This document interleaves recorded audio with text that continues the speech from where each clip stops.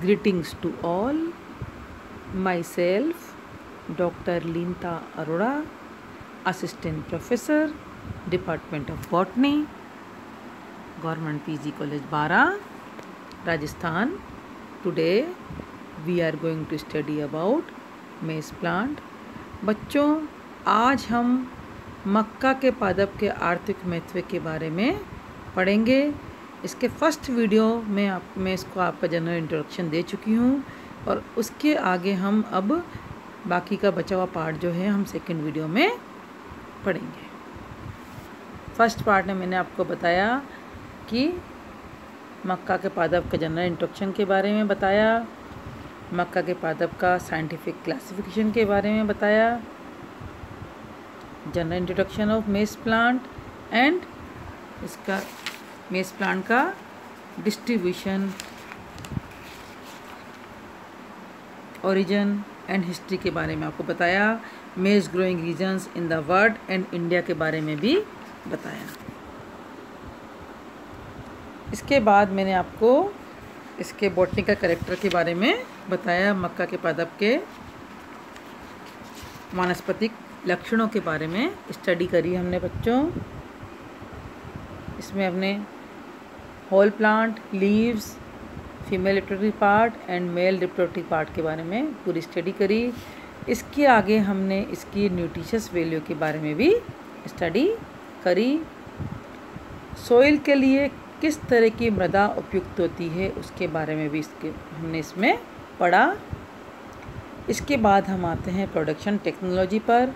इसमें soil, seed bed preparation, time of sowing, sowing method and seed rate, fertiliser application, irrigation, insects, pest and diseases, weed and their control and uses के बारे में पढ़ेंगे।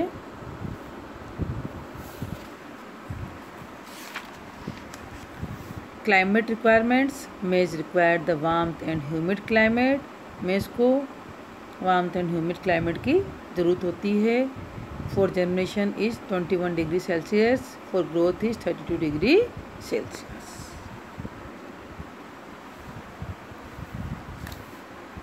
विभिन्न पारिस्थितिक अवस्थाओं में अपने आप को विकसित करने की मक्का के पादप में विलक्षण क्षमता पाई जाती है। उष्ण जलवायु में उगने वाला ये पादप नम उपोष्ण कटिबंधीय जलवायु तथा शीतोष्ण क्षेत्रों में भी उत्तम वृद्धि दर्शाता है। 21 से 29 डिग्री सेंटीग्रेड तापमान व 21 से 32 डिग्री सेंटीग्रेड तापमान व 65 से 120 सेंटीमीटर औसत वर्षा वाले क्षेत्र में पादप की वृद्धि अच्छी होती है। वर्षा व शीत ऋतु में इसको सिंचाई की आवश्यकता नहीं होती है। Soil type, maize thrives better on well drained sandy loam to silty loam soils. उत्तम जल विकास युक्त दोमट मृदा जिसकी पीएच 5.5 से 7.5 के बीच में हो, मृदा के लिए मक्का के पादप के लिए उपयुक्त होती है। Land preparation, give 4 to 5 plugging and planking to make the seed bed free from clods and weeds. Use moldboard plug, dish harrow or cultivar for the first cultivation. मक्का की खेती भारत के अधिकांश राज्यों में की जाती है। सबसे पहले करते हैं हम खेत की जुताई, लैंड प्रिपरेशन करेंगे, खेत तैयार करेंगे। जुताई के लिए सर्वप्रथम खेत को तैयार किया जाता है। मक्का को भारत में खरीफ फसल के रूप में बोया जाता है। 4 से 6 बार जुताई के बाद प्लैंकिंग की जाती है। जुताई के बाद मृदा क्या है, उपयुक्त हो जाती है और तैयार हो जाती है, वह मृदा भुरभुरी हो जाती है। इसमें प्राकृतिक खाद व कृत्रिम खाद इस भुरभुरी मृदा में डाल देते हैं। फिर इसके बाद seed bed preparation. Goal of good seed bed are provide condition for germination, improve tilth and control the weeds. Plug the field 2-3 times and then planking to bury the weeds and stubbles. For maize crop, deep tillage after each 3 years with chisel plug. So breaking the plug pan and encourage deep rooting.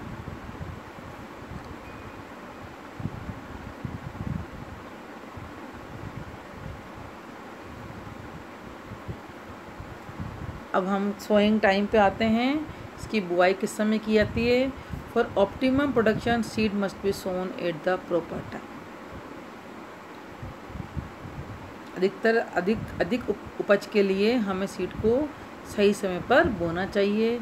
Considerable reduction occur in field if the crop is sown too earlier और too late. Spring 20 से 25 फरवरी के बीच में, summer में 15 से 25 जुलाई के बीच में, और optimum temperature इसका 35 से 45 डिग्री सेंटीग्रेड होना चाहिए।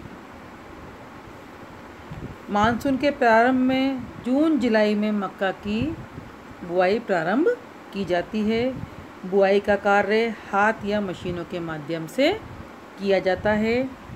बीज या तो कतार में लगाए जाते हैं या फिर उन्हें खेत में फैला दिया जाता है। 50 से 60 सेंटीमीटर दूरी की कतारों में पौधों के बीच दूरी 25 से 30 सेंटीमीटर होनी चाहिए। फसल बोने के पश्चात नियमित रूप से खरपतवार को वीड्स को हटाना भी आवश्यक होता है। आवश्यकता अनुसार वीड्स को हम हटाते हैं व आवश्यकता अनुसार फसल की सिंचाई की जाती है।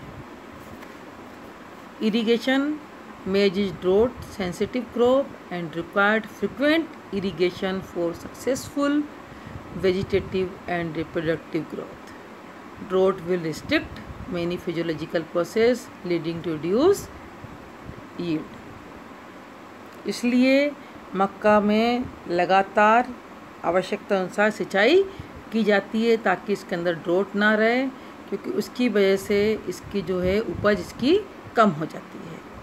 6-7 irrigation depending on soil texture and weather condition. 6 से 7 बार इसमें सिंचाई की जाती है और ये सब सॉइल टेक्सचर और वेदर कंडीशन के अनुसार की जाती है।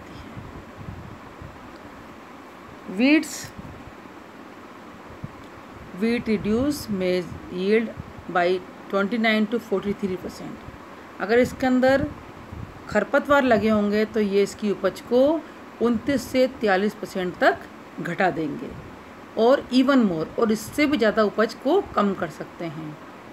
Competition of weed with maize plant is maximum 2 to 5 week after crop emergence.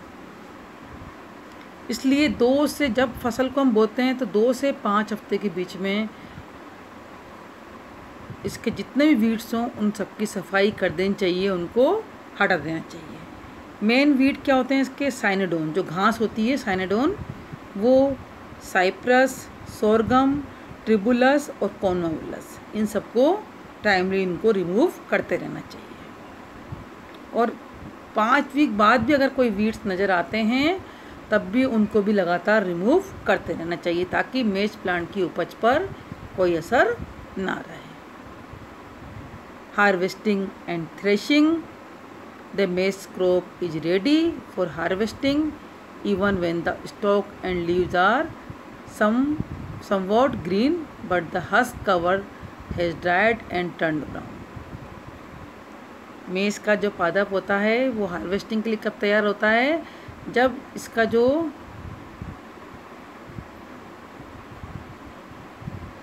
Husk जो कवर कर रखता है वो सूख जाता है और ब्राउन हो जाता है, तो हम इसकी हार्वेस्टिंग कर लेते हैं उस समय, चाहे इसकी जो लीव्स हैं वो चाहे ग्रीन रहें।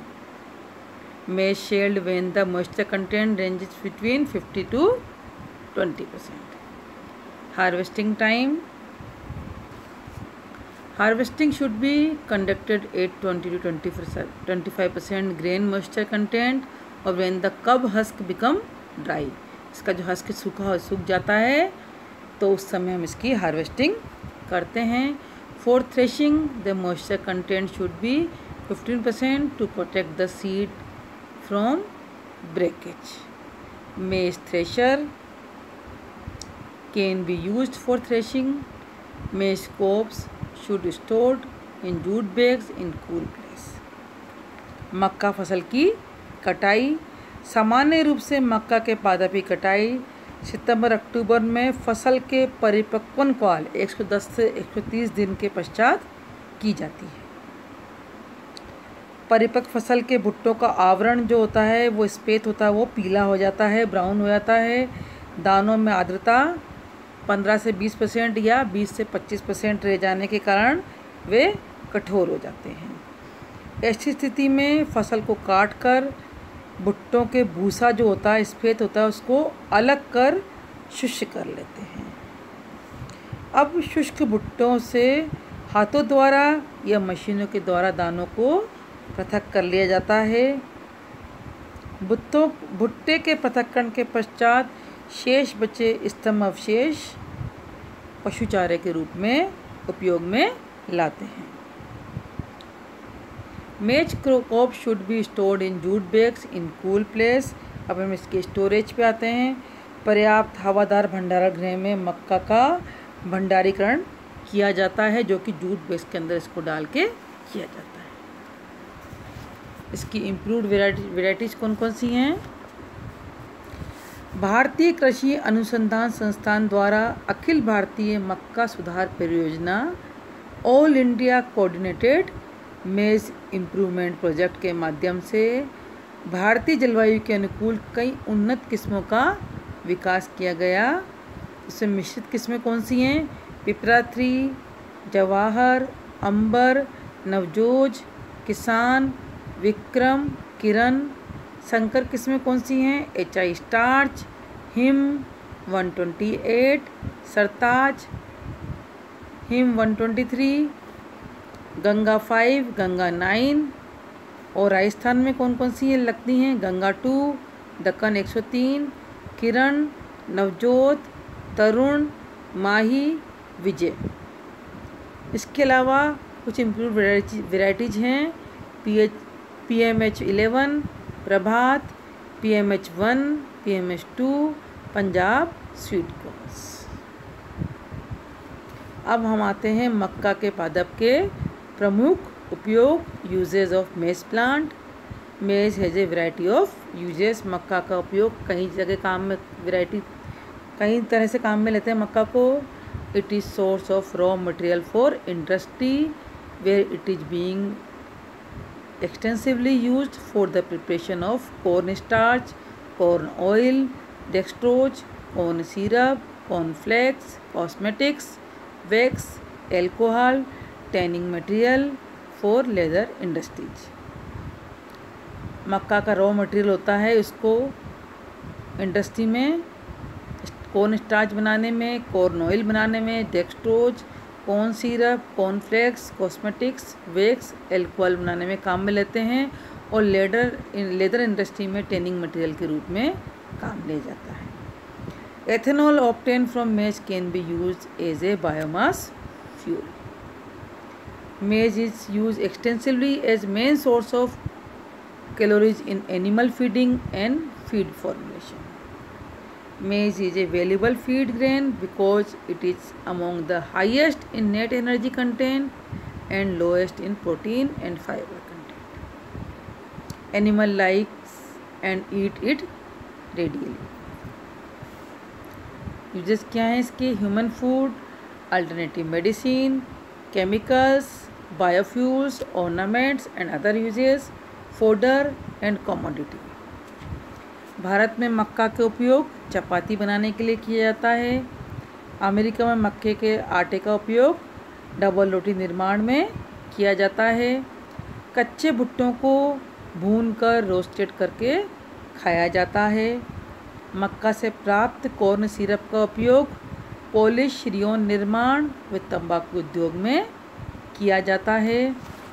कॉर्न शुगर का उपयोग रंग, रसायन, चमड़े के शोधन उद्योगों में किया जाता है।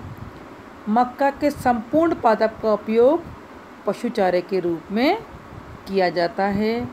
एल्कोहल, डेक्सट्रीन व स्टार्च आदि की प्राप्ति मक्का से की जाती है।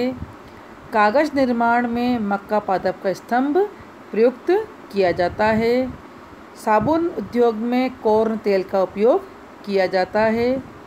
चिच्चा नामक एल्कोहलिक पेय पदार्थ मक्का के किण्वन से प्राप्त होता है।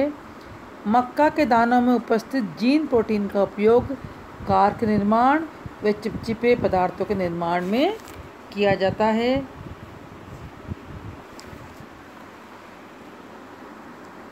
कॉर्न तेल जो मक्का के भून से प्राप्त किया जाता है लुब्रिकेंट के रूप में तथा साबुन उद्योग में उसका प्रयोग किया जाता है। पादप का तना कागज़ निर्माण में प्रयुक्त किया जाता है। मक्का में जीन नामक जो प्रोटीन पाया जाता है उससे कृत्रिम रेशों का निर्माण किया जाता है, सिंथेटिक फाइबर्स बनाए जाते हैं। मक्का के दानों के किण्वन से पेरू व बोलीविया में चिचा नामक एल्कोहलिक पेय तैयार किया जाता है। तो बच्चों ये हैं इसके उपयोग। तो ये मक्का के आर्थिक महत्व का वर्णन है। इसको बच्चों आप पूरा डिटेल में स्टडी कीजिएगा। मैं आपका बहुत जल्दी टेस्ट लूँगी। धन्यवाद बच्चों, थैंक यू सो मच।